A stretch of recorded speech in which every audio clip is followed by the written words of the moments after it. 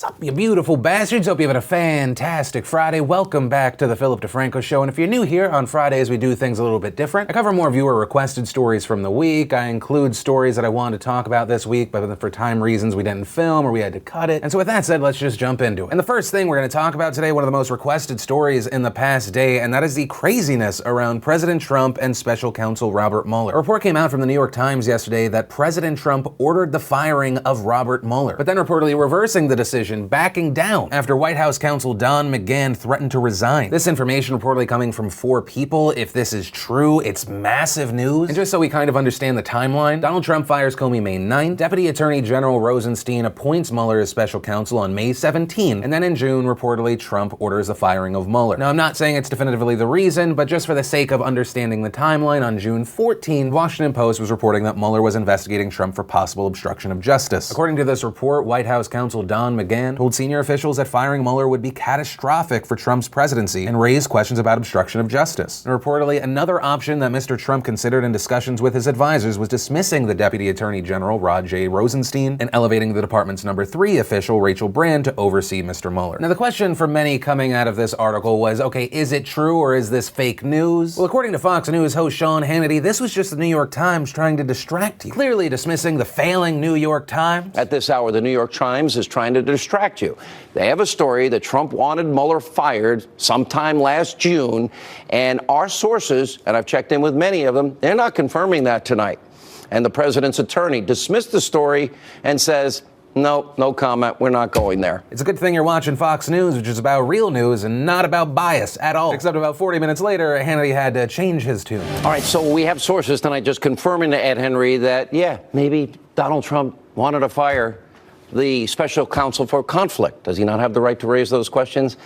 You know, we'll deal with this tomorrow night. Okay, so it's not fake news. It appears the New York Times did not get it wrong. So essentially, he changed his argument from fake news to, oh, okay, that news is real, but it's not that big of a deal. He just wanted to fire the guy that was looking into the allegations of the Russians, obstruction of justice regarding the Trump administration, Donald Trump himself, potentially. What's the big deal? Now, based off of this, I know some people are expecting me to just bash Hannity. But in Hannity's defense, the New York Times has been wrong, as have all outlets, including Fox News. And he's going out there every night and he's somehow getting the job done, even though Donald Trump's dick is so far down his throat. How does he even pronunciate? It's a skill. And I'm talking about this aspect of it because I don't care if you're a liberal or a conservative. If you've watched the show for a long time, you know that is the case. I've gone after Democrats, I've gone after Republicans, everyone in between. I don't care if you want to defend or go after the president. Just do it with facts. What we need to see from news people and hosts, and we're not going to most likely see that because it's not necessarily profitable, is for these people to stop leaning into their bias. There is no such thing as an unbiased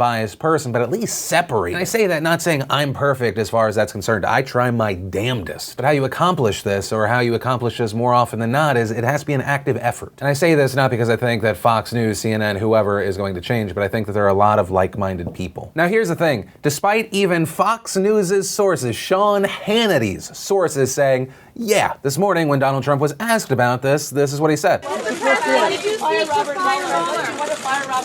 Fake news, folks. Fake news. What's your message today? Typical New York Times fake stories. And that's where we are as of right now. We have left and right media saying that, yes, their sources said that this did happen. Donald Trump saying no fake news, and we'll have to wait to see if more information comes out. But all of that said, I do want to pass the question off to you. What is your opinion on this story? Also, what's your opinion on if Donald Trump did fire Mueller? I'd love to know what you think, why, and also if you're willing to share kind of where you land as far as left, right, whatever. We've got beautiful bastards from all over the place, so I just love getting insight when I can. And then let's talk about fake news, and specifically the reason that we even say fake news so much today. Facebook. A lot of people forget that. Like, Facebook didn't invent fake news, but the reason people talked about fake news so much was because of all of the bullshit articles being shared on Facebook. And the president started saying it about mainstream media outlets, and then everyone just said it, and it just stuck, and now everyone shouts it at everything they don't agree with. But in the past week, Facebook has made an announcement that they are going to be fighting fake news more than ever. Last year, they said they focused on getting rid of clickbait, and this year they have announced that they have a focused on trustworthy sources. The CEO of Facebook, Mark Zuckerberg, saying in a statement, "There's too much sensationalism, misinformation, and polarization in the world today. Social media enables people to spread information faster than ever before, and if we don't specifically tackle these problems, then we end up amplifying them. That's why it's important that Newsfeed promotes high-quality news that helps build a sense of common ground. The hard question we've struggled with is how to decide what news sources are broadly trusted in a world with so much division. We could try to make that decision decision ourselves, but that's not something we're comfortable with. We considered asking outside experts, which would take the decision out of our hands, but would likely not solve the objectivity problem. Or we could ask you, the community, and have your feedback determine the ranking. We decided that having the community determine which sources are broadly trusted would be most objective. And I will say, hearing that, I am very skeptical, because really what the cynical part of my brain just heard was, we have a problem with people just posting stuff they think is true, but is not true, so we're going to ask everyone, including them,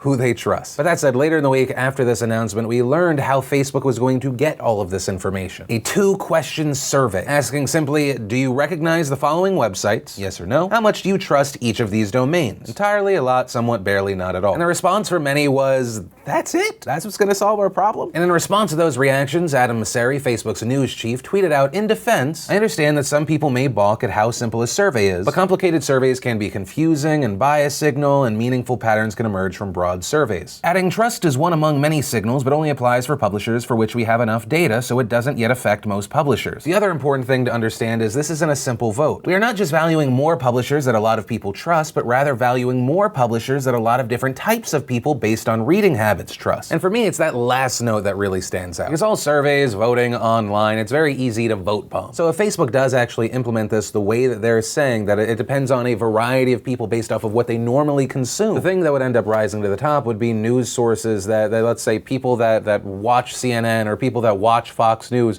what chunks of those audiences both trust. If that actually ends up being the case and it's able to fight off any sort of bot manipulation, this could be really effective. Theoretically, what then ends up getting promoted the most would be things that are very central, things that appear very unbiased. And that also means that the CNNs and the Fox Newses of the world would be hurt by this. Because I don't know if you know this, some people say those places lean to one side rather than the other. It's just a rumor though, nothing confirmed. But that said, I want to pass the question off to you. What are your thoughts around this? Are they doing too much, or no, they're finally doing what they have to do? Is it Facebook's job, or should people teach themselves and be news literate? I'd love to know what you're thinking and why. Then, what year is it? Let's talk about the XFL. The former failed football league is being given new life. The XFL, if you don't remember, was just this over-the-top alternative football league. If you ever have 90 minutes free, I highly recommend ESPN's 30 on 30 around the XFL. Long story short, after all this time, there have been rumors the past few weeks that it was going to happen. Vince McMahon announced that the XFL is coming back. And yesterday he did it in a live stream that opened up with a song that explained what they're trying to do, saying that it's safer and that being a part of it is what it's all about. Gaming, fantasy, padded roulette, make a bet. More actions, less stall, fewer penalties. And that was followed by Vince McMahon explaining the skeleton of the league. We intend to start conservatively with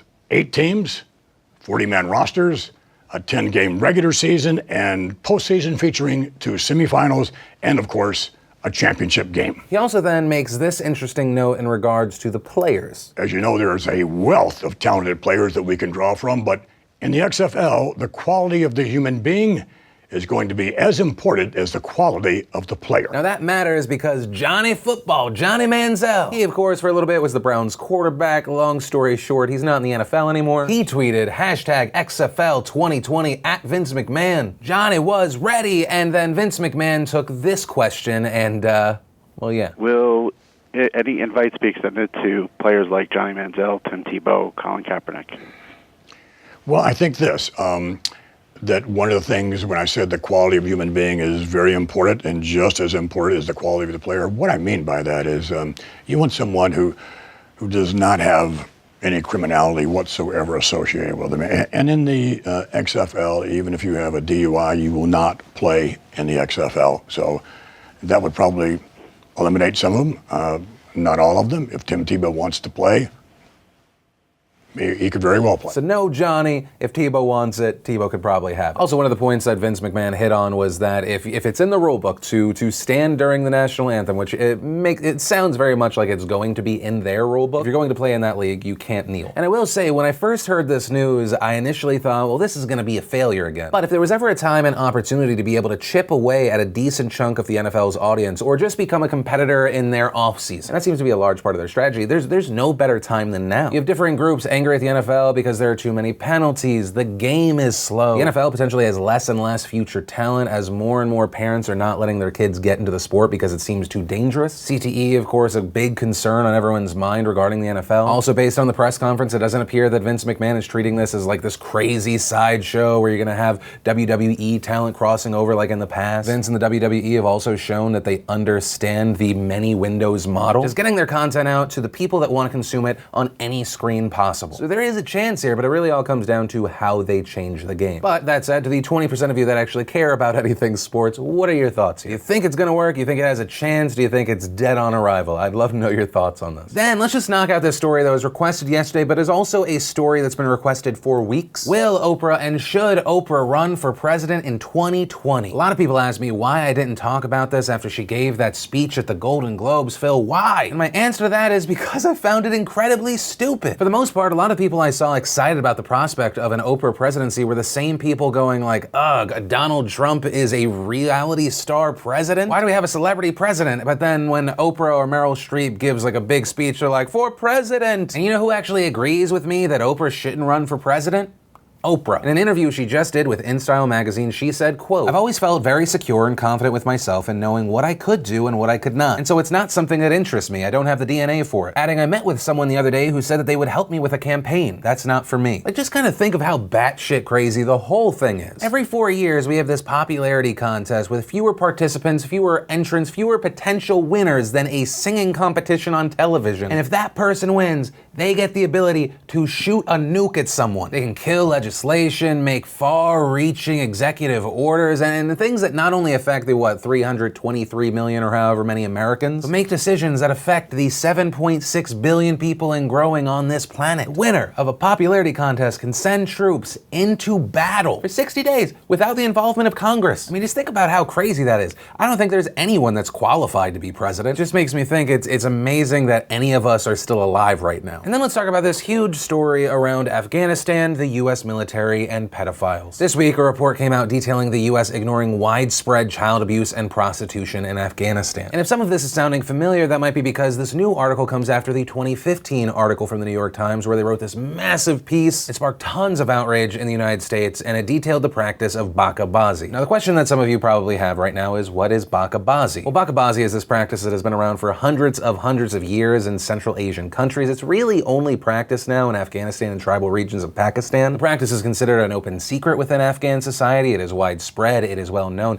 Men aren't even afraid to admit they've partaken. Bacha means boy, Bazi means play or game, and so Bazi are these boys that are used as prostitutes and dancers for Afghan men instead of women. Starting at around 12 or 13, these poor boys, the Bazi, are picked up by playboys, aka pimps. They prey on their need for money, security. They promise to pay for their clothes, their food, their housing. They say that when you're no longer able to be a Bazi, we'll pay for your wedding, and that's a huge deal. These weddings can cost thousands of dollars in a poor country like Afghanistan. And these boys do this until the ages of like 18 to 25, pretty much when they're undesirable. And as far as being a Bazi, we see instances of boys willfully taking these jobs, others being forced into it, although I will say willfully. We're talking about 12 and 13-year-olds being used for sex. There's no consent there. These boys are trained to dance at parties. They're used as sexual partners by many Afghan men. It's also believed that this has become such a normal part of society due to extremely strict laws. I mean, for many centuries, you have men and women separated in Afghan society. To this day, men and women are still largely segregated at all times, so much so that women are considered invisible in Afghan society. Now, that said, the practice did end up getting banned under the penalty of death, but it was because the Taliban had control at that time. It was less about protecting children and more, we'll kill you if you're gay. The law was strongly enforced and the practice needed to hide for decades. But then came US forces and the practice came back into the light. It was still illegal, but the law was hardly ever enforced. And often, if it was a powerful commander that was committing the crime, it was just 100% ignored. But where does the US military really get into this story? Well, for years, US soldiers in Afghanistan have been reporting on widespread child exploitation in the country. Many reports of American troops having a problem with Afghan allies, commanders over Bazi. After the invasion by the US, the toppling of the Taliban, the practice started up again. US soldiers began getting into altercations with the Afghanis that they were working with over these boys. One example you might remember happened in 2012. An Afghan commander, an ally to the United States, had a Bazi chained to his bed as a sex slave. And in response to this, Captain Dan Quinn, a man I would like to buy a beer, beat the shit out of that commander and was reprimanded over over it. Quinn claiming that the military told them to ignore the practice even if it occurred on US bases. The reason we were here is because we heard the terrible things the Taliban were doing to people, how they were taking away human rights. But we were putting people into power who would do things that were worse than the Taliban did. That was something village elders voiced to me. The Army even tried to force out Sergeant First Class Charles Martland. Martland brought the story to the American public back in 2015. His actions led to a lawsuit that also saved his career. Thanks to him, we saw the establishment of the Martland Act, an act that requires all service members to report child sexual abuse occurring on US bases. After the story broke in 2015, Congress then reacted by having the Special Inspector General for Afghanistan Reconstruction make a report dedicated to documenting how the US handled cases of child sexual assault in Afghanistan. A report which was supposed to be sealed until the 2040s, but a redacted version was unsealed this year. And that report is why we're talking about it this week, because it is disgusting and sad. The report shows that just in the Department of Defense, from 2010 to 2016, there were 5,753 accusations of gross human rights abuses by the Afghan military, and the vast majority of which was child sexual abuse. Now, the Martland Law wasn't around for most of these cases, but the others did have the Leahy laws. It details that if the US knows of any human rights violations occurring by groups the US works with, then the US needs to cut off the funding to them. Something the United States government failed to do despite knowing about thousands of child abuse and rape reports by Afghan allies. Possibly even worse, the DoD and the State Department only began addressing the issue after the Times article back in 2015. Inspector General John F. Sopko stating, "The DoD and State only began efforts to address this issue after it was raised by the New York Times. And even after that story, the sufficiency of policies they've put in place and the resources they've committed seem questionable. When Congress passed the Leahy laws, they prioritized the issue of gross human rights violations. As our report clearly shows, both agencies failed to live up to that task. And as of August 12, 2016, the Department of Defense was only actively investigating 75 cases of gross human rights violations. And so what we see is that the Department of Defense knew about Afghans who were abusing boys, often on US bases, and completely ignored it. Just 75 of at least 5,753, while also still giving them money. And also how the US managed to circumvent the Leahy laws, which would make it so they couldn't give them money. For that, they get to thank a non-withstanding clause. It's this very odd piece of legislation that's part of the Afghanistan Security Forces Fund. It states, for the Afghanistan Security Forces Fund, that such funds shall be available to the Secretary of Defense, notwithstanding any other provision of law. AKA, no matter what other laws we have, including those to protect human rights violations, the US military can still send funds. And so ultimately, that's where we are, and it is very likely that this still is going on today. And I just feel disgust, not towards our troops. I don't see them as complicit, just based off the story we talked about before. The system went after our own guys. Went after our own guys who made the choice to fight for this country, not to support some fucking child molester. Only backing off after the media used its megaphone to get the word out. And the only outcome we saw is the government saying, we'll do better. Look, we're gonna do better. But only a little bit better. Meanwhile, our tax dollars put some of those horrible monsters in those positions. Our money supporting many Afghan people doing horrible things. Things that the government, for the greater good, they'd like to just sweep under the rug. Since 2002, the United States has spent over $70 billion